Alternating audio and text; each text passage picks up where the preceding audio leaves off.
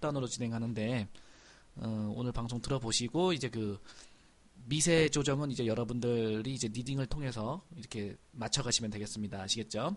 그러니까 지금 전반적으로 전체 장세는 그 신년 들었지만 굉장히 카오스 장세가 이어지고 있어요. 코스피가 이제 신저가를 갱신하고 또 국제유가 폭락도 나오고 또 글로벌 증시에 이제 그 양극화 현상이 진행되고 있습니다. 그래서 시장도 전반적으로 그 굉장히 큰 양극화와 그 카오스 장세가 진행되고 있는데 올해는 이제 어떻게 진행될 것인지 우리가 한 번씩 이제 그 위에서부터 쭉 훑어보고 그리고 오늘 약속해드린 대로 업종과 아니 그 테마 종목을 한 번씩 우리가 보도록 하겠습니다. 그렇게 진행하면은 아마 오늘 방송 시간이 딱 맞을 것 같아요. 그 어려운 장세가 그 길게 이제 이어짐에도 불구하고 여러분들 시장에서 살아남아 있고 이렇다는 것은 굉장히 고무적인 것이고 살아남은 사람한테는 반드시 기회가 오는 것이 또 주식시장이니까 너무 또 절망하거나 포기하지 말고 올해 새롭게 시작되는 이 주도 업종과 테마가 어느 쪽인지 잘 보셔가지고 이쪽에서 이제 그 좋은 성과를 얻어낼 수 있었으면 좋겠습니다. 자, 지금부터 그 을미년 2015년 특집 공개방송 제3탄 주도 테마와 시향 예측을 시작하도록 하겠습니다. 일단 그 오늘 강의 목차를 보시면은 첫 번째로는 이제 글로벌 증시 전망과 추이를 보고요. 그 다음에 이제 한국 가장 중요한 코스피와 코스닥 시향 전망을 해드리겠습니다. 그리고 우리가 주로 이제 그 코스피보다는 코스닥 쪽을 지금 집중하고 있는데 코스닥에서 어떤 테마가 형성되고 있고 그래서 어떻게 될 것 같은가 우리가 좀 예측 한번 해보도록 하자고요. 사실 사업하는 사람이나 그 투자하는 사람한테 가장 큰 리스크가 뭐냐면 예측 불가능한 거죠. 예측한 대로 움직이지 않을 때 가장 힘들고 고통스러운데 그래도 우리가 이런 투자를 하면서 예측이란 걸 하지 않을 수가 없습니다. 그죠? 여러 가지 데이터와 여러 가지 자료들을 취합해서 예측을 해서 그쪽 예측한 방향으로 우리가 이제 그 투자를 결정하고 그쪽 방향으로 보는 게 이제 우리의 숙명과 같은 우리의 직업이죠. 자, 그래서 이제 그 예측하고 나서 이제 그 예측한 대로 진행될 때와 예측한 대로 진행되지 않을 때 플랜 A와 플랜 B가 있습니다. 예측한 대로 진행이 된다면은 뭐 너도 나도 그냥 만세 부르고 땡큐 하면 되겠지만은 뭐 5대 5겠죠. 예측한 대로 갈 수도 있고 예측한 대로 되지 않을 수도 있고 예측한 대로 되지 않았을 때는 어떻게 할 것인가에 대한 플랜 B에 대한 대책이 있어야 되겠죠. 그죠? 그리고 지금 현재 전체적으로 경기 상황을 보면은 경기 침체가 이어지고 있고 또 공급은 많은데 수요가 없으니까 그 가격들은 그죠? 모든 가격들이 굉장히 하락하고 있는 그런 현상이 보이고 있습니다. 그러니까 국내 자영업 비율이 거의 27%라 그러는데 자영업자라든지 서비스업 종사자들도 굉장히 힘든 생활을 지금 하고 있는 그런 실정입니다. 그만큼 경기가 침체되었다는 것은 돈이 돌지 않고 또 빡빡하다는 것은 사람들이 그만큼 모험을 하지 않고 지능적으로 변했다는 것입니다. 그러니까 과거의 주식시장에서 이제 그 돈 벌겠다고 막 미수 몰빵하고 막 선물 옵션하고 막 그 신용 연계하거나 주식담보대출 받거나 이랬던 사람들도 이제 대부분 많이 망했죠. 망가졌죠. 그리고 이 경기 침체가 이어지고 증시도 불황이 이어지면서 굉장히 그 지혜로운 사람들 어쨌든 시장에서 살아남는 사람들이 조금 그런 사람들이 조금 뭐랄까 노련해지고 있다라는 그런 분석들이 나오고 있습니다. 그래서 오늘 이런 주제로 오늘 강의를 시작할 테니까 여러분들이 오늘 여러분들 그 중요한 궁금해하는 부분을 충족시킬 수 있는 방송이 되었으면 좋겠습니다. 자, 바로 방송 시작하면 되겠죠. 이제 10시니까 이게 방송 시간이 아마 또 하다 보면 또 한 2시간, 3시간 걸릴 수 있는데 오늘은 한 11시 반에서 12시 사이에 끝내는 걸로 하겠습니다. 오늘도 이게 그 제가 분석하기로는 코스닥이 지금 현재 굉장히 테마가 많이 형성이 되고 있습니다. 기존에 우리가 2014년도에 분석했던 테마랑은 또 전혀 새로운 신업종 테마들이 만들어지고 있어요. 그래서 이 테마 하나하나 분석하는데 약 2~3시간씩 그 강의를 해야 할 정도로 많아요. 우리가 그 지난 시간에는 어떤 테마에 대해서 주로 여러분들에게 소개를 해드렸죠? 지난 시간에는 여러분들에게 코스닥의 그 신테마로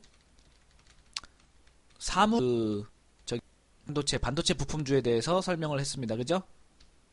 지금 있는 사물 인터넷에 대해서 강의를 했고, 그래서 그쪽 산업에 우리가 투자를 벌써 결정을 했습니다. 근데 이제 이번 시간에는 사물 인터넷과 더불어 어떤 테마가 형성이 됐는지 같이 분석을 우리가 또 지식을 쓰는 그런 시간이 되도록 하겠습니다. 자, 먼저 글로벌 증시 전망과 추이입니다. 글로벌 증시가 지금 어떻게 움직이고 있는가 크게 한번 보자고요.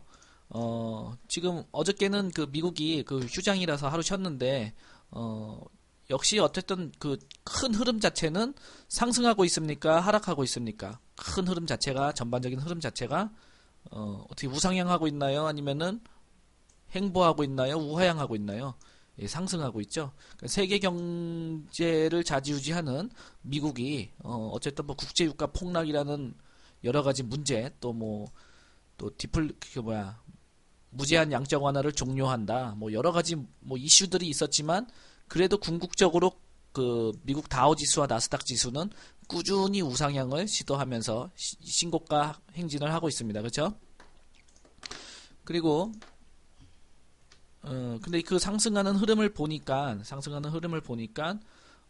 제가 그 핵심 글에도 올려드린 것처럼 이렇게 그냥 올라가는 게 아니고 이렇게 단단하게 박스를 만들면서 지지대를 형성하고 지지대를 만들고 그죠? 매물 지지대를 만들고 다시 이렇게 박스를 만들면서 한 단계 한 단계 탄탄하게 레벨업 해가는 그런 형태의 전형적인 실적주 우상향하는 형태의 그런 모습을 보여주고 있습니다. 그렇죠? 그러니까 어떠한 충격이 와도 쉽게 무너지지 않는다는 거죠. 이해되면 1차 찍어보세요. 그러니까 차곡차곡 이렇게 더 크고 견조한 박스를 계단을 만든 다음에 위에다가 물건을 쌓고 있기 때문에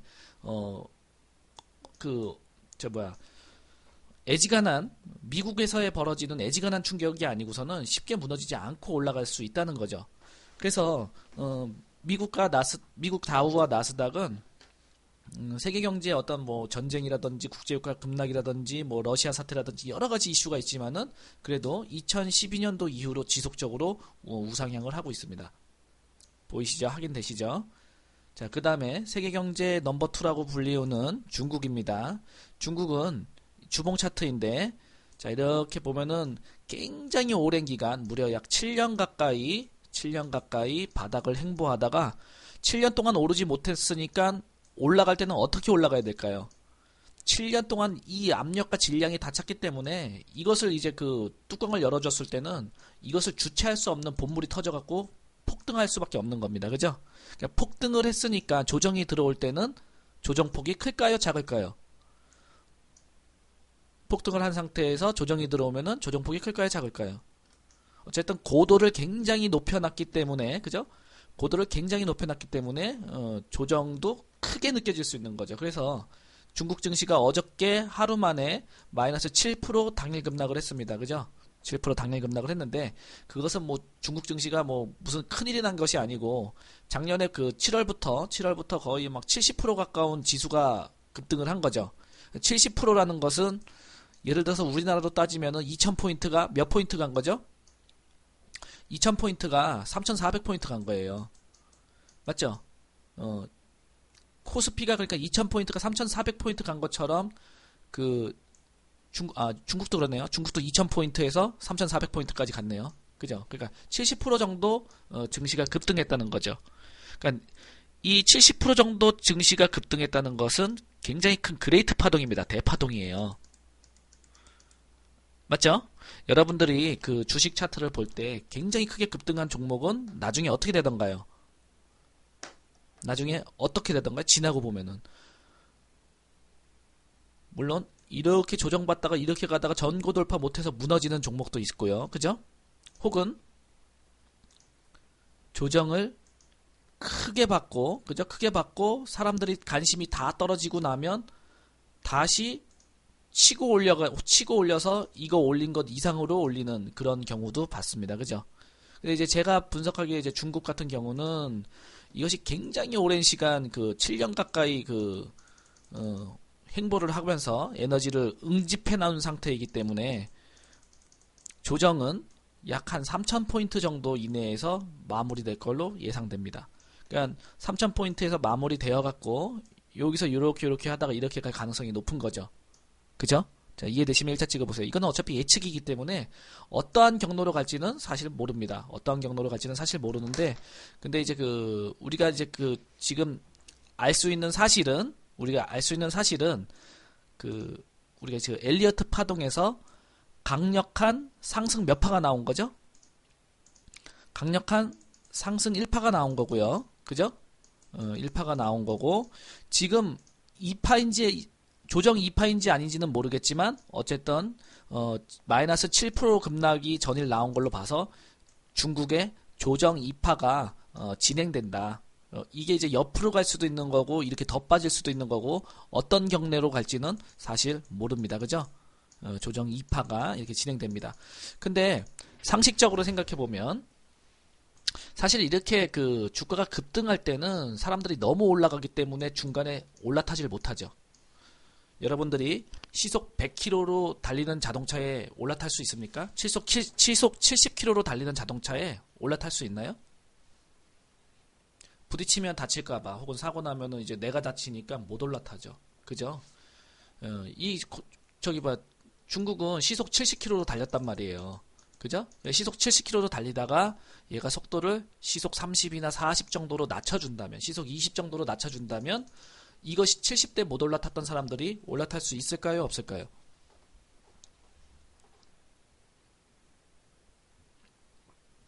예, 올라탈 수가 있겠죠. 그러니까는, 이렇게 상승 1파가 나오고 조정파가 나온다는 것은 어떤 세력이 존재한다면은 따라칩니다. 저가 매수 세력이 존재한다는 거죠.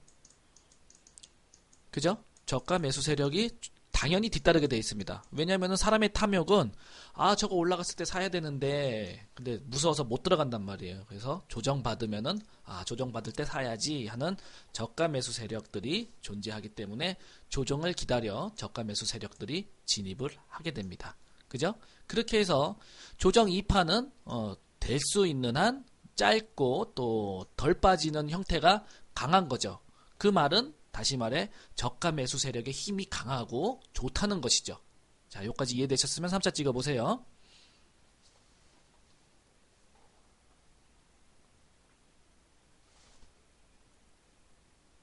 그러면은 자, 만약에 조정 2파가 이렇게 들어왔습니다. 조정 2파가 이렇게 들어왔으면 저가 매수 세력의 힘이 강하다는 거예요? 약하다는 거예요? 지수 조정 폭이 이렇게 강하게 들어온다면 저가 매수 세력이 그죠? 약하고 또 차익 실현하는 세력의 힘이 더 강하다는 거죠.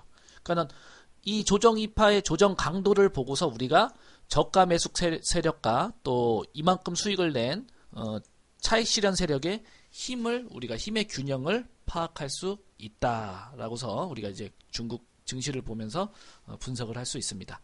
자, 어쨌든 지간에 중국은 강력한 상승 1파가 만들어진 점은 세계 경기 회복에 있어서 굉장히 큰 시사점을 주는 부분입니다. 그죠? 그리고 중국과 바로 이웃하고 있는 우리나라한테 있어서도 어마어마한 기회를 제공할 전초를 주고 있다라고서 이제 우리가 의미를 해석할 수 있겠습니다. 자, 중국을 넘어서 이제 자, 인도입니다. 인도. 그죠? 인도는 어떤가요, 여러분들? 인도도 보니까 인도로 가지 않고 차도로 고속버스를 타고 바로 직행하는 그런 분위기가 보입니다. 그죠? 인도 증시를 보면은 2012년도까지 얘들도 이렇게 찌글찌글 했거든요.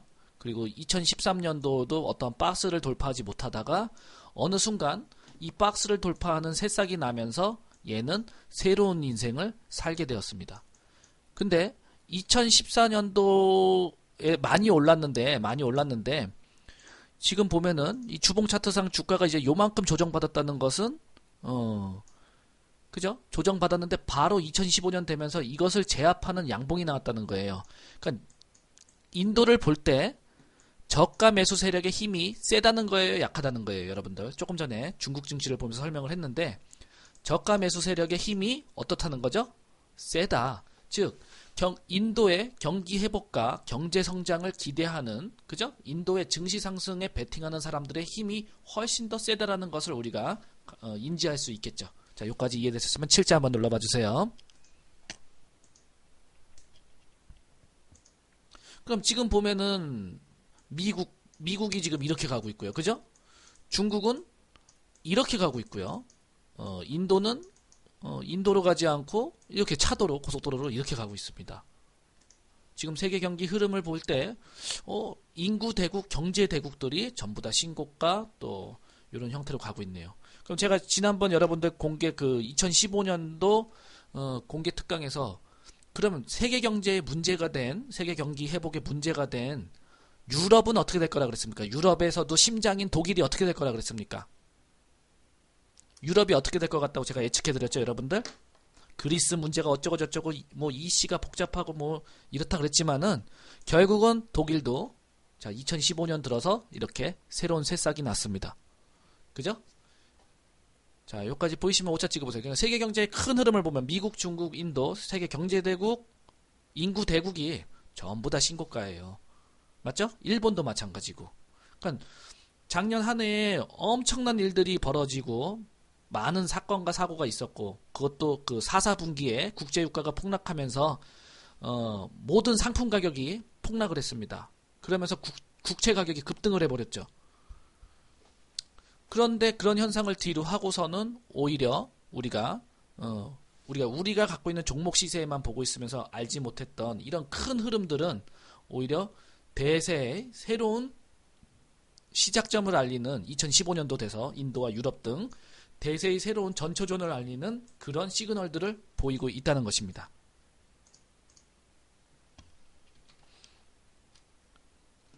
(2014년도) 한 해 동안 이렇게 이제 얘도 박스를 쌓았던 거죠. 그죠? 박스를 쌓아놓고 한 해를 쉬고 나서 2015년도 시작되자마자 그냥 다시 강한 신고가 돌파로 새로운 시대를 열어가는 흐름을 보여주고 있습니다. 자, 그러니까 이것을 이제 대륙별로 이제 나타내 보니까 자, 미국이 신고가 행진을 지속하고 있고 또 중국이 신고가 행진을 계속하고 있고 인도가 신고가 행진을 지속하고 있고 유럽의 심장인 독일 쪽이 신고가 행진을 지속하고 있는데 그죠? 그리고 또 더군다나 일본까지 이제 또 신고가를 계속하고 있습니다. 그러니까 세계 경제 대국, 세계 인구 대국인 먼저 그 시장을 글로벌 증시의 그 경제 흐름을 선도하는 세력들이 신고가로 하답을 하면서 먼저 이렇게 치고 끌고 가는 흐름을 우리가 관찰할 수 있다는 것이죠. 일본을 비롯하여 세계 경제 대국, 인구 대국 모두 신고가 돌파 및 신고가 지속 행진을 하고 있다. 세계 지도를 보면 아시다시피 미국에서 시작된 신고가 흐름이 동남아와 인도 그리고 중국을 거쳐서 점차 동북아 쪽으로 힘의 균형이 쏠리고 있습니다. 동북아라고 하면은 우리가 대만, 홍콩, 한국 이렇게 이제 그 3국을 얘기하죠. 그죠? 근데 이제 이렇게 힘의 균형이 쏠리면은 이제 코스피에도 좋은 흐름이 나와야 되는데 코스피의 흐름은 어떻습니까, 여러분들? 여러분들 생각하는 코스피 흐름은 지금 인도나 중국이나 미국 같은 이런 우상형적인 차트인가요? 우상형 차트인가요? 아니면은 여러분들이 생각하는 코스피 차트는 어떻죠? 지금 여러분들이 지금 투자를 하고 밥을 먹고 살아야 되는 코스피 차트는 이들과 정반대인 이런 모습을 보이고 있습니다. 그렇죠? 자, 이렇게 보이시면 1차 찍어보세요. 이게 지금 현재 여러분들 처한 상황이라는 거죠. 박스도 아니죠. 신저가예요. 그죠? 연일 신저가의 16개월 최저치 갱신 그리고 대한민국을 대표하는 코스피 대형주들, 우량주들이 전부 다 신저가입니다. 그러니까 코스피 그 200 기업 안에 40%가 50%가 신저가라는 사실을 여러분들이 인지를 해야 됩니다. 여러분들이 아는 모든 기업들, 포스코, 현대제철, 대우조선해양, 현대중공업 모든 기업들이 신저가 행진을 지속하고 있다는 것이 현실입니다. 이해되면 3차 찍어보세요.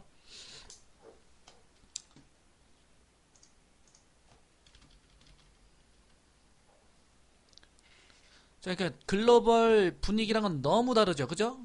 지금 글로벌 분위기랑 너무 다르단 말이에요. 우리가 산유국도 아닌데 산유국들은 지금 고점 대비 증시가 50% 폭락을 한 상태예요. 근데 우리는 산유국도 아닌데 왜 이렇게 증시가 폭락을 하냐, 그죠? 글로벌의 그 세계 경기 회복 그쪽에 우리나라는 지금 엇박자를 계속 타고 있습니다. 코스피의 현실을 들여다보면 정말로 냉정하다고 싶을 정도로 신저가 종목들이 즐비하고 또 시장에 거래 대금도 없고 유동 물량도 없는 그런 냉혹한 분위기가 이어지고 있습니다.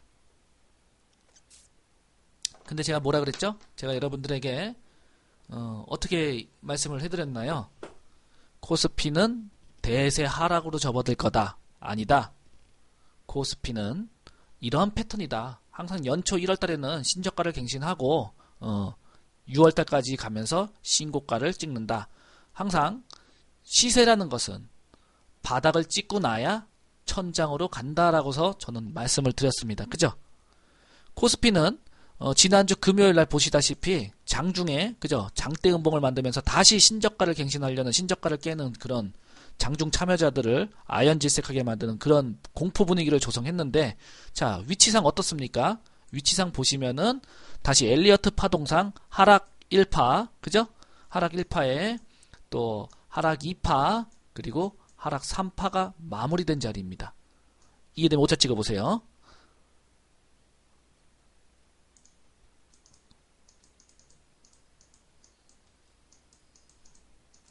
우리가 이 하락 3파가 나오면은 보통 하락 5파가 나올 수도 있는데 신저점이 깨지면 하락 5파가 나올 수도 있는데 우리가 그 코스피의 1월 패턴을 알고 있고 또 똑같은 패턴을 우리가 어디서 학습을 했죠?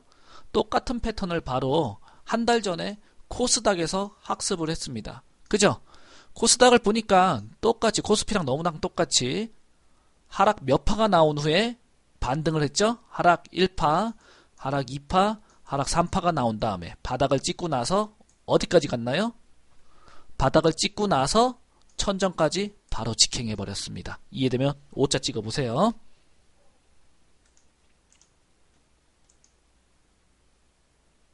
그죠? 그냥 시장을 비관적으로 보면은 시장을 떠나야 되고 포기해야 되지만은 우리가 한 달 전에 경험한 코스닥을 볼 때 이러한 전례가 있기 때문에 또 작년에도 이랬기 때문에 그래 하락 3파 찍었으니까 이제 바닥을 찍었으니까 이젠 천정으로 올라갈 모멘텀이 생길 수 있겠구나. 그럼 과연 그 모멘텀이 무엇일까? 이것을 먼저 연구하는 게 또 우리의 그거겠죠. 그래서 저는 코스피가 이렇게 급락 나왔을 때도 아예 걱정하지 마라. 어차피 하락 3파가 나왔고 강력한 추세 전환이 나올 수도 있는 자리다. 왜냐하면 이것은 12월 달에 우리가 이미 학습한 부분이고 코스닥도 이렇게 하락 3파가 똑같이 만들어졌는데 코스피라고 안 그러겠냐. 불과 한 달 만에 코스닥이 전저점에서 전고점까지 지수를 들어올렸다. 코스피도 어떠한 상황적 모멘텀만 생기면은 똑같이 이렇게 될 수 있다고 생각한다라고서 말씀했습니다. 그죠?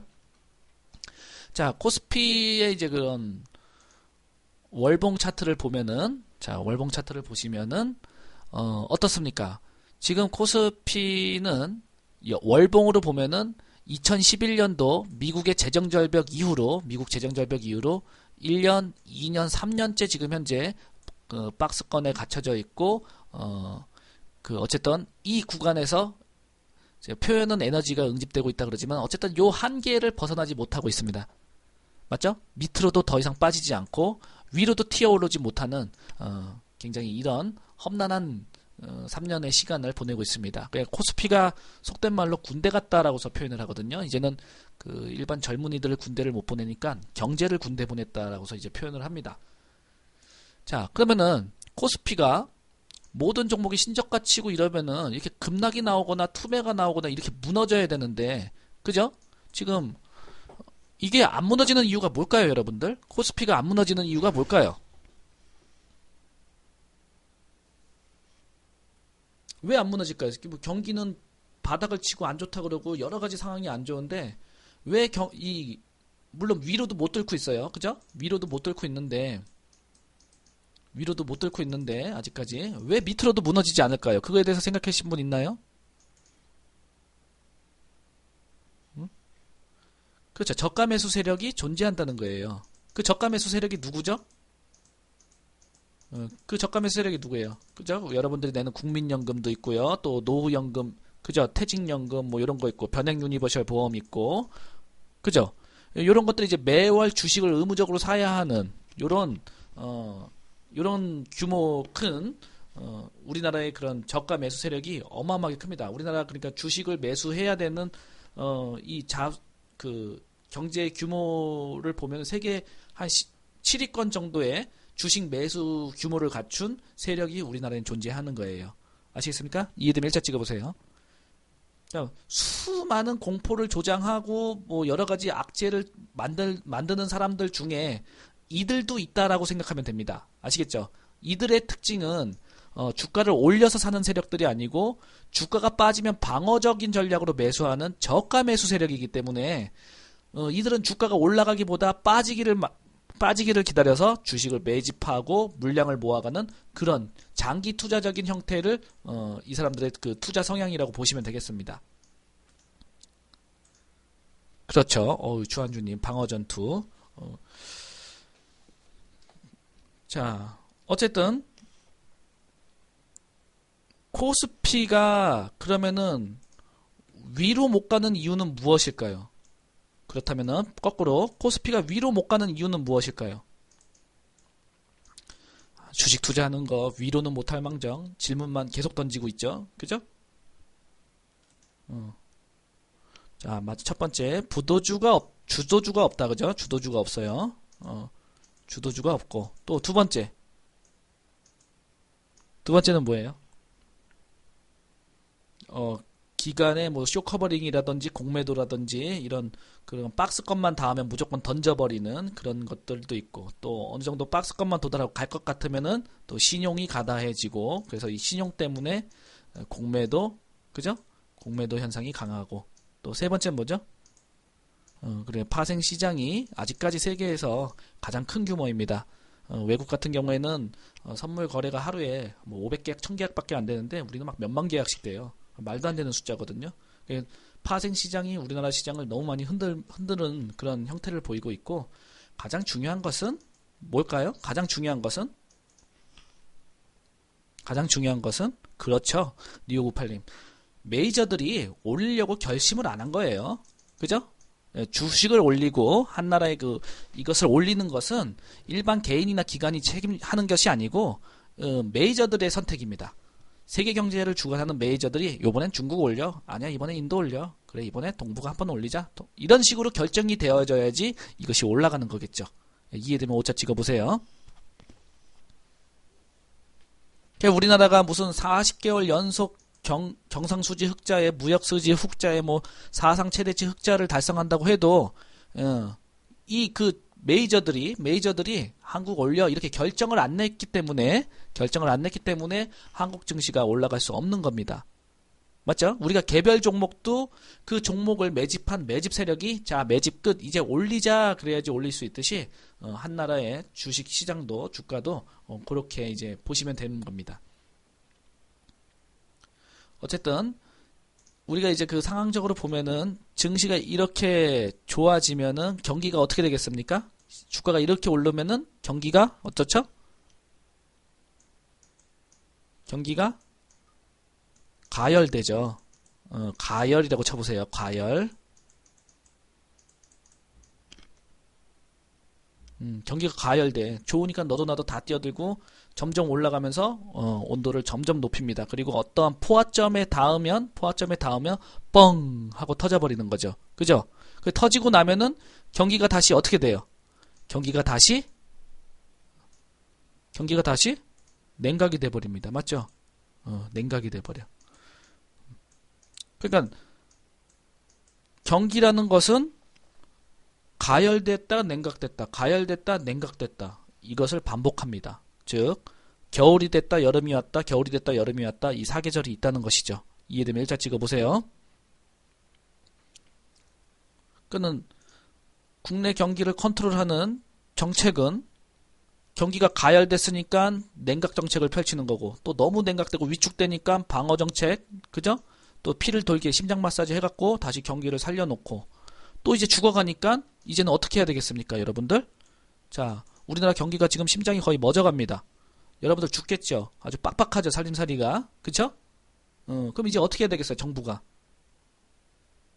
그동안 경기 가열로 인해 인플레이션과 함께 통화 긴축을 했습니다. 우리나라는 금리를 인하하고 그죠? 여러 가지 통화 긴축 정책을 해서 경기를 냉하게